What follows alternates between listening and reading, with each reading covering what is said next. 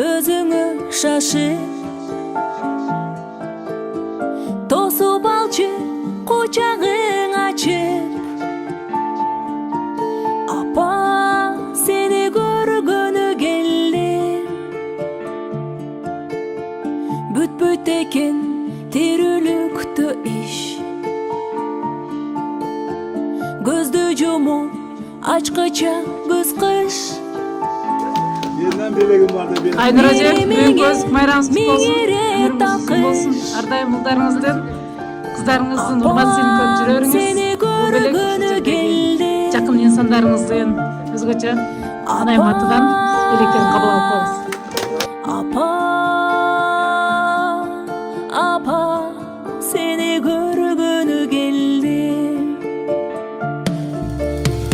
Бул өмүрдө барысы жалган. 100 калоонун 90 арман. Менде убакыт, сенде жок дарман.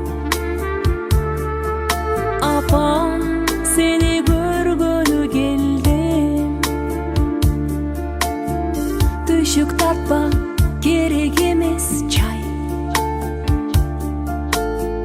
Өзүң барда көңүлдө жаз жай. Кызың чексиз бактылуу да бай. Апа, сени көргөнү келдим. Апа, апа, апа, сени көргөнү келдим.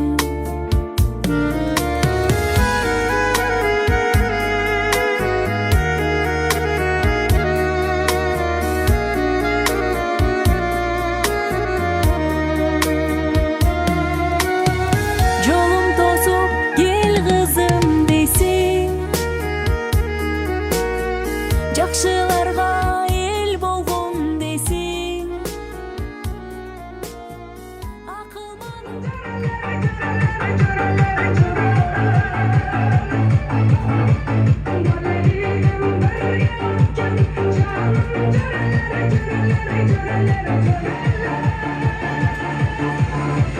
Sevgimden birge özgen sizler bilen